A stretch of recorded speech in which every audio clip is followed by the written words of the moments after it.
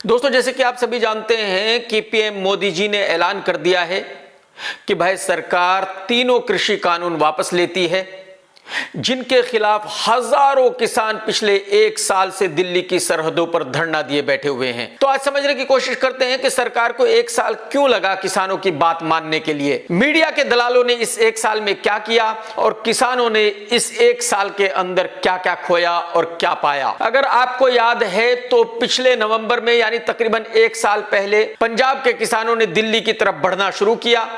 सरकार ने उनको रोकने की कोशिश की, बीच में सड़कों को खोद दिया गया, किसानों पर लाठीचार्ज किया गया, किसानों पर पानी की बौछार की गई। किसान इन सभी जुल्म सितम को सहते हुए आगे बढ़ते गए और दिल्ली की सरहद पर जाकर डेरा डाल दिया। इसी बीच मीडिया के दलालों ने अपनी दलाली और भड़वागिरी चालू कर दी और किसानों को आतंकवादी, खालिस्तानी, पाकिस्तानी कहना शुरू कर दिया।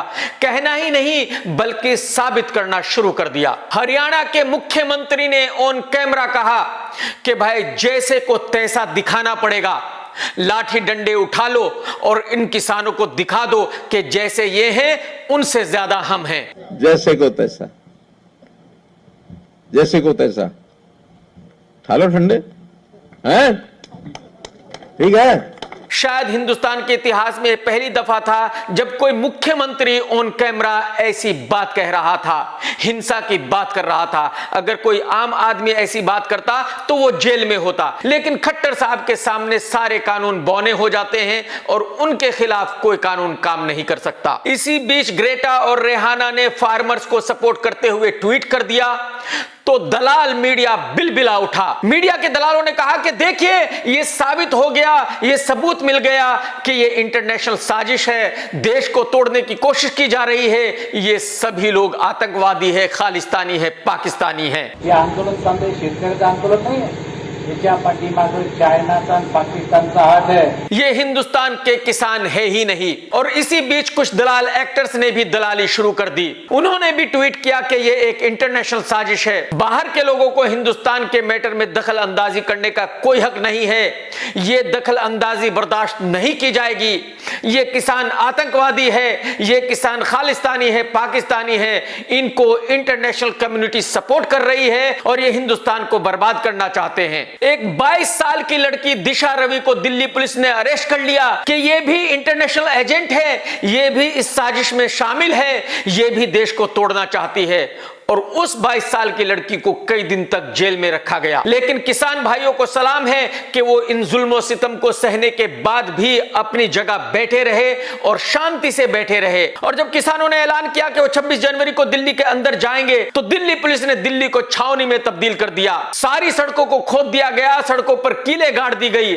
ऐसा लग रहा था कि शायद चाइना के साथ जंग होने वाली है। 26 जनवरी के दिन एक साजिश रची गई किसानों को बदनाम करने की और दलाल मीडिया ने पूरी कोशिश की ये साबित करने की कि देखिए ये किसान आतंकवादी है, ये किसान खालिस्तानी है, इनको फौरन ही अरेस्ट किया जाना चाहिए, इनको फौरन ही सबको जेल में डाल देना चाहिए। इसके बाद भी किसान भाइयों ने हिम्मत नहीं हारी, वो डटे रहे और इसके बाद भी सरकार ने कई दफा अलग अलग साजिशें रची किसानों को बदनाम करने की और उनको आतंकवादी और खालिस्तानी घोषित करने की। ऐसे लोगों को कहना चाहता हूं कि सुधर जाओ, नहीं तो सामना करवा के हम आपको सुधार देंगे।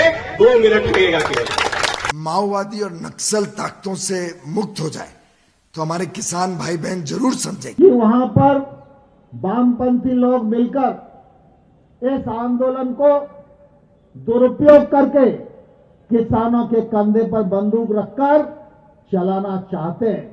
देश के बड़े बड़े नेता टीवी चैनल्स पर बैठकर किसानों को आतंकवादी और खालिस्तानी घोषित करते रहे। मीडिया के दलाल दिन रात इसी कोशिश में लगे रहे कि किसी तरह किसानों को खालिस्तानी, आतंकवादी घोषित करके भगा दिया जाए।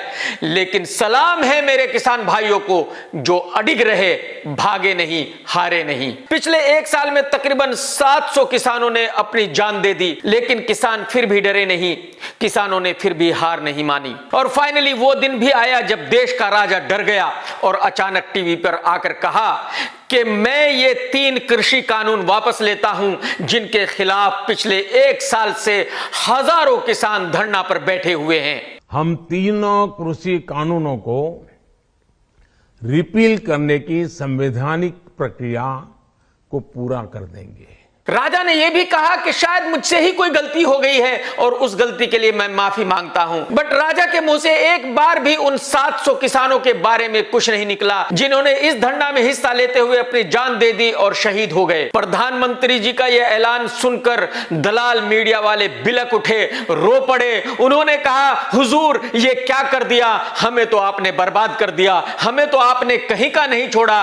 हुजूर हम तो पिछले 1 साल से आपकी दलाली कर रहे थे, हम तो पिछले 1 साल से किसानों को आतंकवादी खालिस्तानी घोषित करने पर लगे हुए थे, आपने उनकी बात क्यों मान ली? आपने तो हमें कहीं का नहीं छोड़ा, आपने तो हमें दुनिया के सामने नंगा कर दिया। कंगना दीदी भी रो पड़ी और बिलक उठी। और कंगना दीदी जिन मोदी जी की दिन रात तारीफ करती है उन्हीं को बुरा भला कहने लगी, उन्हीं से कहने लगी कि ऐसा आपने क्यों किया, आप ये कृषि कानून वापस कैसे ले सकते हैं, आपकी ये बहुत बड़ी गलती है। खैर मन ही मन मोदी जी ने मीडिया के दलालों से कहा होगा कि भाई साहब आपकी इज्जत थी ही कब जो चली गई, आप तो पहले दिन से ही नंगे थे और आज भी नंगे हैं और आगे भी नंगे ही रहोगे। लेकिन कमाल देखिए कि किसानों ने मोदी जी की बात पर भरोसा करने से इनकार कर दिया। देखो उन्होंने वापसी लेने की बात कही है, वापसी होगा पार्लियामेंट से।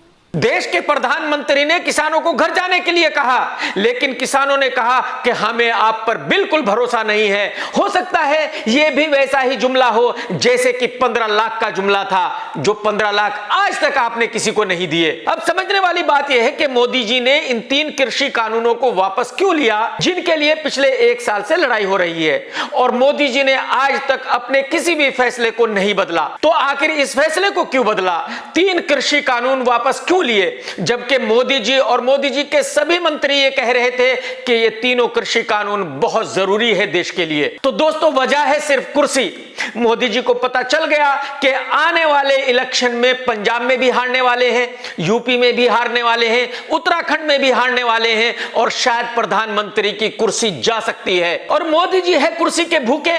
उनको पता है कि जिस दिन कुर्सी गई उसके अगले दिन देश में कोई उनको पूछेगा नहीं, तो आखिरी दम तक वो कुर्सी पर जमे रहना चाहते हैं। वो कहते तो हैं कि मैं फकीर हूं, झोला उठाकर चल पड़ूंगा। अरे हम तो फकीर आदमी हैं, झोला लेके चल पड़ेंगे जी। बट उनको भी पता है कि भाई साहब जिस दिन कुर्सी गई उसके बाद दुनिया में कोई नहीं पूछेगा। अब समझने वाली बात यह है कि जब ये सारे किसान आतंकवादी है, खालिस्तानी है, पाकिस्तानी है, तो फिर देश के प्रधानमंत्री ने उनकी डिमांड पूरी क्यों की, उनकी बात को क्यों माना?